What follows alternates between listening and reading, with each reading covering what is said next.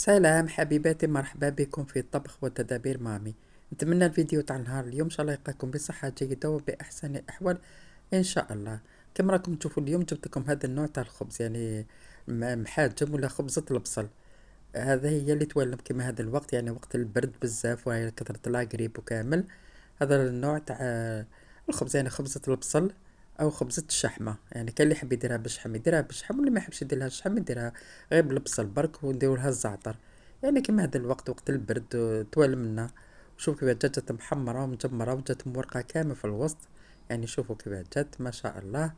ودكنا قبل ما نبداو الفيديو نصلوا على النبي، اللهم صل وسلم على سيدنا محمد وعلى اله وصحبه اجمعين. حبيباتي الغاليات، لهنا جبت الصحن تاعي هذا اللي نعجن فيه. لهنا درت 2 كيلات تاع السميد، يعني السميد الرطب، وكيلة ما قريبة معمرة تاع فارينة، ولهنا زدت لها السميد حتى ولات كيلة كاملة. يعني هنا تعطيكم العبار باش تشوفوا شحال دارت لي من المحاجب، يعني من خبزة تاع المحاجب ولا خبزة البصل. وهنا المقادير كل واحد يدير على حسب واش على حسب افراد العائلة ولا واش عنده. لهنا بعد ما خلط هذاك السميد والفارينة دير كمية تاع الملح يعني على حسب الذوق. انا درت مغرفة تاع قهوة معمرة، ولهنا درت واحد 2 مغارف و3 مغارف تاع الزيت. يعني المحجب تاعي ولا الخبز هكذايا معارك ولا نحب ندير فيهم الزيت باش كي يقطعوهم يجونا يتفتوا ما يجوناش يابسين يتعلكوا ولا هنا درت واحد مغرفة مليحة تاع العسل. ولا اللي ما عندوش العسل اللي يحب يدير السكر يدير السكر، انا عندي العسل. عسيلة درت مغرفة تاع عسيلة. ودوك نخلطهم كامل هاد المكونات قبل ما نضيف الماء. يعني هذا هو علاه المحجب تاوعي هذوك جاو محمرين، يعني هو المغرفة تاع العسل هي اللي تعطينا داك الحميرات يتحمروا كامل على جهة. هكذا نبقى نزيد الماء غير بشوي وراين نلايم في ديك العجينه، يعني ما نديروش الماء دفعه واحده باش ما العجينه تاعنا ما تجريناش، لازم نخلو هذه العجينه شويه ناشفه باش كي نعركوها حتى تطيح. يعني لا كثرنا من الاول ما نقدروش نعركوها، ومن بعد كي نخلوها تريح راح تنطلق كامل العجينه تجي العجينه مطلوقه بزاف. ولا هنا راني نجمع فيها وندخل في الماء. يعني هنا مازلت ما بديت نعجن، راني لايم في الماء، يعني ندخل لها الماء في ديك العجينه هكذا حتى نشوف العجينة تاعي كامل تليمت. نشوف كيف هذا تليمت لي كامل. كما قلت لكم لازم ما نديروش الماء دفعة واحدة. ولا هنا جاتني كمية تاع الماء مليحة، دوك نحبس الماء ما نزيدلهاش الماء. دوك نديرها فيه كيس بلاستيكي ونخليها تريح شوية، نخليها تريح واحد 10 دقايق ولا، ومن بعد نولي ليها نعجنها. واللي يحب يديرها في العجانة يقدر يديرها في العجانة، انا اليوم درتها بيدي. ولا هنا جبت هذا البصل الطويل هذا، شوف كيف جا بعد ما غسلته مليح ونقيته وخليته قطر مليح من الماء تاعو. دوك نبقى نقطعو هكذا، يعني قبل ما نديرو في الاشواغ انا نقطعو باش كي نديرو في الاشواغ تجيني كامل. يعني ترحى مليح ما يبقاوليش حبيبات هكذا، يعني ما نبقاش هكذا طرف طوال ولا. يعني سهل عليا العمليه تاع. واللي يحب يخليه هكذا ويقليه يخليه، عشان أنا نحب نديرو في الاشواغ خير باش يجيني مرحي كامل. دوك نكمل كامل نقطعو ونرحيه ونجيب المقلة تاعي نديرو في المقلة وتشوف كيف جا. ولهنا بعد ما رحيته شوف كيف جا، يعني جا كامل مرحي. وهنا كنت درتلو شوية زيت، يعني قبل ما درتو يتقلى في المقلاة درتلو شوية زيت. ودرتلو دوك الطراف تاع الشحم، واللي ما يحبش يدير الشحم ما يديروش. يعني انا درتو هنا الشحم طرية، يعني تعطينا البنة برك ماشي تعطينا ديك الريحة تاع قديد ولا. يعني هو في الحقيقة هذا نوع تاع محاجب ولا خبزة البصل هذا. يعني زمان كانوا يديروا ذاك الشحم اللي يتيبس اللي تجي مالحة هذيك، كان يعطينا واحد الريحة واحد البنة، يعني ما تعرفوش كيفاش.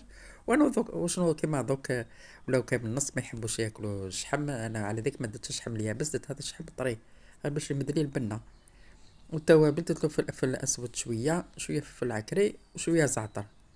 انا قلت لكم يعني هذا النوع تاع خبزة البصل يولم هذا الوقت، يعني وقت البرد ولا قريب وكامل هذا واش يولم لنا. ولا هنا بعد ما تقلى لي هذا البصل زدت له مغرفة تاع هريسة.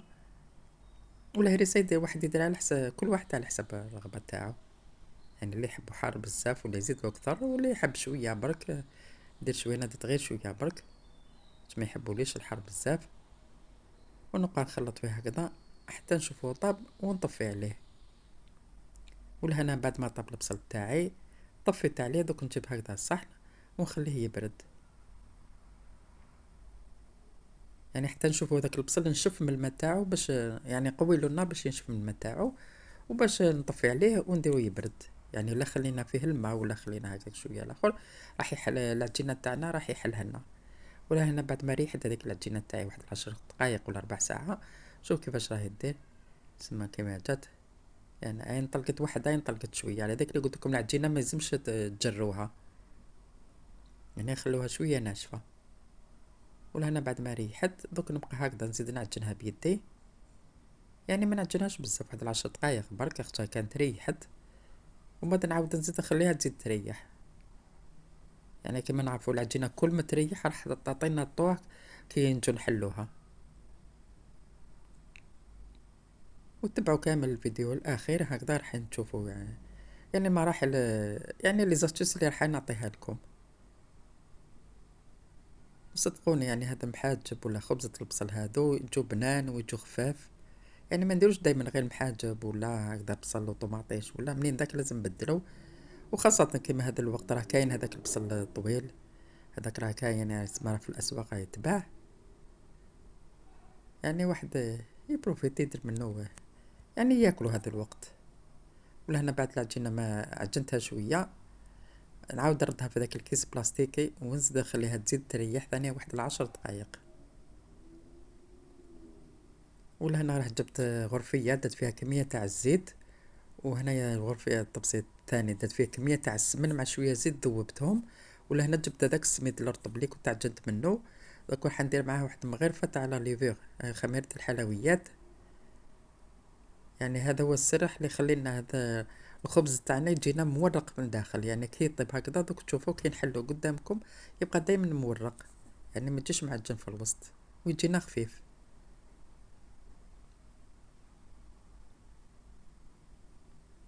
ولهنا العجينة بعد ما زادت ريحت، يعني كنت عجنتها شوية زدت خليتها ريحت 10 دقائق واحد اخرين. شوفوا كي قدامكم يعني راح نحلها، شوفوا راهي تحل بسهولة بلا ما تقطع. ودوك هكذا نكمل نحلها، يعني نقرصها نديرها خبيزات صغيورين او قريصات. انا جبت سنيوة تاعي او البلاطو ندهنو شوية زيت ونبقى نقرص فيها هكذا، يعني قريصات يكونوا ملاح، يكونوا شوية كبار. انا ما نقدرش نقول لكم الوزن تاعكم، كل واحد عينه هي ميزانه، يعني عقس ما تجينا خبزة مليحة تاع محاجب. ونبقى هكذا نقرصهم كامل حتى نكمل العجينة تاعي كامل.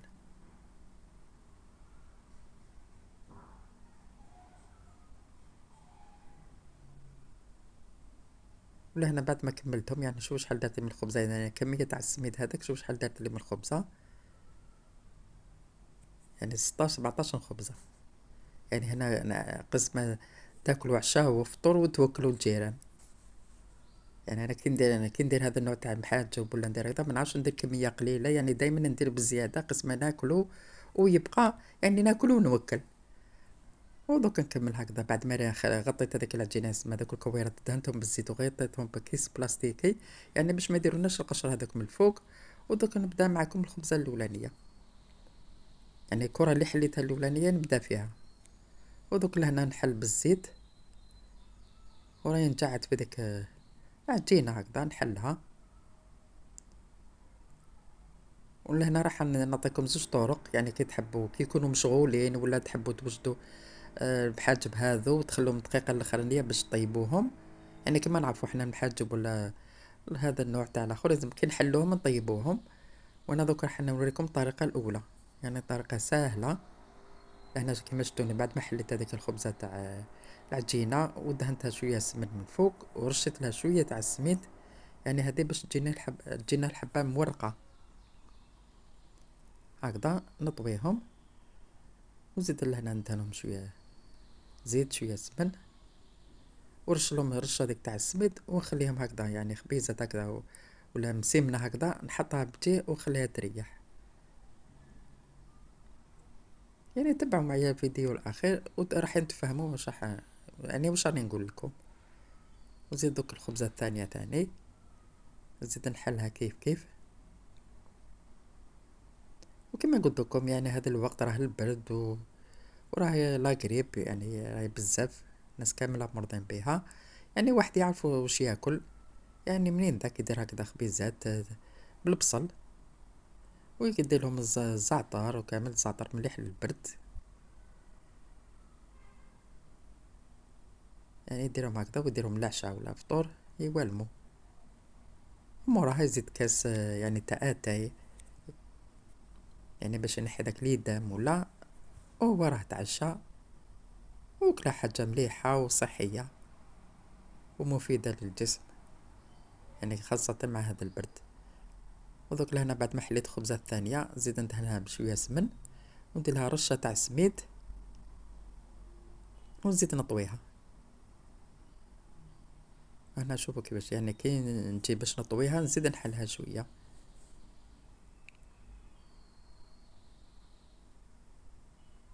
يعني هكذا.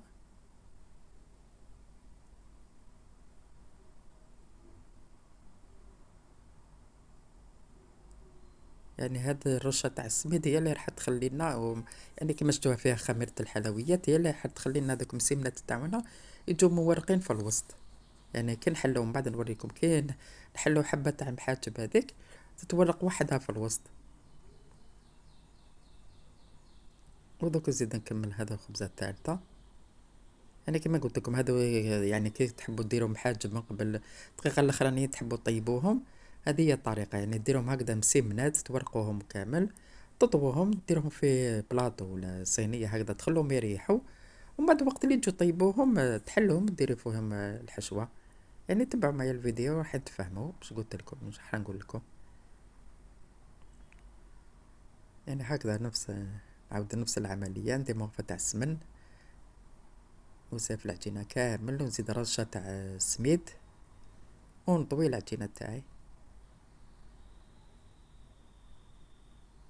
يعني عملية سهلة، يعني هنا في وقت قصير يعني تقدروا تطيبوا شحال من حبة تاع محاجب او الخبزة تاع بصل.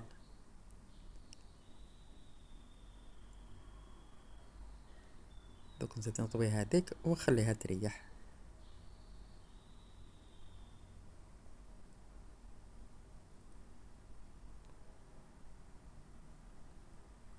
ولا هنا راح نبدا نوريكم العملية الاولى. يعني كذا تعجنوهم كامل، يعني طريقة كي تعجنوهم كامل وديروا في صينية تخليهم يريحوا، ومن بعد وقت اللي تجوا رايحين وقت العشاء ولا تحبوا ديروهم. هذه هي الطريقة الأولى، يعني طريقة سهلة. تشدي حبة تاع مسمن هذيك تحليها بالطول هكذا وديري لها الحشوة وتكون المقلة تاعك ولا الطاجين تاعك يكون يسخن. تفرشي ديك الحشوة تاع البصل تفرشيها هكذا وتعاودي تطويها. يعني هانا يا ولادنا خبزة، يعني الخبزة تاعنا هي واجدة. دوك هكذا المقلة تاعك راهي تسخن ولا طاجين ديريها طيب وتزيدي تحلي الثانية يعني تمتم. يعني عملية سهلة. ودوك نزيد نحل معكم الخبزة الثانية يعني باش تفهموا الطريقة برك. يعني هذه طريقة سهلة، يعني كي تكوني مجدة كاملة تكوني حليتي العجينة تاعك وخليتيها ريحت يعني تجيك سهلة، ودير لها الحشوة تاعك وراكي طيبي ثمثم. خاصة إذا كان عندك يعني سنيوة ولا حاجة اللي طيبي فيها هكذا بزوج خبزات على جيه، ولا تقدري ديري هكذا يعني في دقيقة. يعني توجدي الحشوة تحلي العجينة وديري لها الحشوة تاعك وراكي طيبي. يعني عملية ما تشدلكش اليد بزاف. ولا هنا راح نديرو الطريقة العادية تاعنا. انا وريت لك الطريقة الاولى، دوك نوريك الطريقة الثانية كيفاش تحلي. ولا هنا نحل الخبزة تاعي كامل والقريصة تاع العجين، وانا في نفس الوقت يسمى راني نطيب من جهة اخرى وراني نخدم في خبزة واحدة اخرى. وكما تعرفوا يعني كي يكون هذا المحاجب هكذا يطيبوا كامل يكونوا يستناو فيك وانت طيبيهم. هذيك لازم تكون يدك خفيفة تكوني سريعة وهنا هكذا نزيد رشيت بعد ما درت المغرفة تاع السمن، رشيت السميد هذاك. دوك ندير المغرفة تاع الحشوة يعني تاع البصل هذيك، نمشي هكذا.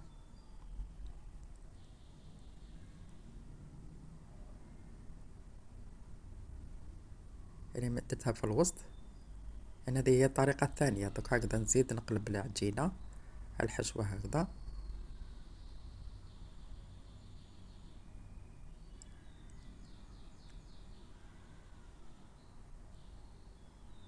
هكذا ندير رشة تاع السميد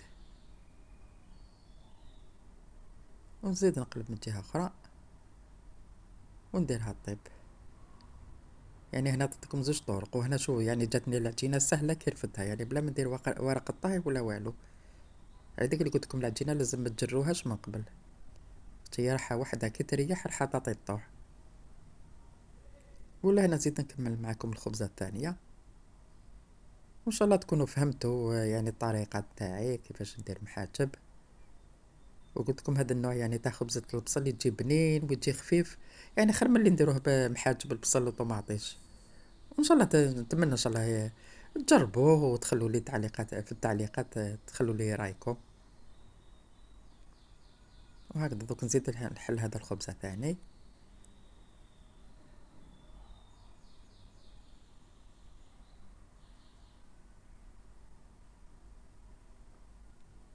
هكذا نمشي كامل هذيك الحشوة. وهنا الحشوة كل واحد يدير على حسب اللي يحب يزيد يكثر في الحشوة يزيد يكثر.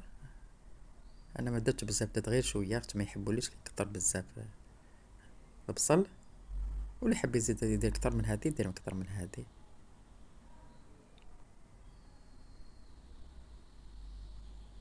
يعني هنا خبزة البصلة هي اقتصادية، واللي يحب ما يديرش الشحم فيها يدير كي يدير هكذا البصل يزيد يدير الطون تاع لي بواط هذاك يزيدو يخلطو مع البصل يديرهم. حنا بكري كنا نديروهم لي زونشوا، انا كنت ندير كنا نديروهم هكذا، نديرو بصل ونزيدو نديرو معاهم لي زونشوا تاني يجو بنان بزاف. ولا انا نكمل كامل نطيب المحاجب التوعي. ولا انا شوف بعد ما رفدتها يعني جاتني سهلة يعني ترفديها. ودوك هكذا نخليها طيب ويجو محمرين كامل على الجهة. وداك التحمر تاعهم هذيك المغرفة تاع العسل اللي درتها هي اللي راح تخليهم لي يتحمروا على الجهة، يعني يتحمروا ثلث ما راحش يبطاو. وكما تعرفوا يعني كون ما درتش هذيك المغرفة تاع العسل نخليهم نستناهم حتى يتحمروا تكون هذاك يعني دوك المحاجب يكونوا يبسوا شوية. هذيك المغرفة تاع العسل هي اللي راح تخلينا المحاجب تاعنا يجو محمرين كامل. دوك لهنا نكمل كامل، يعني حبيت نكمل هكذا قدامكم.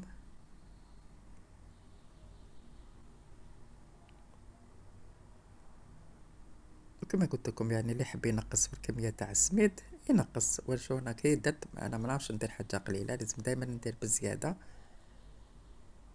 هذيك درت بزاف. ومن درت يعني خبزة تاع كملت هكذا خبزة كامل جو بالبصل والعجينة اللي بقات درتهم سمنات. وفي الاخير يعني شوفوا الجو محمرين ما شاء الله والجو خفاف. وذوك راح نوريكم التوريق تاعهم كيف جو مورقين. يعني شو راح نحلهم قدامكم ونوريكم التوريق تاعهم كيف جو ما شاء الله.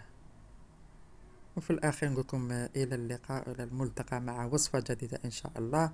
ونتمنى الوصفة تاع نهار اليوم تكون إن شاء الله عجبتكم ونالت رضاكم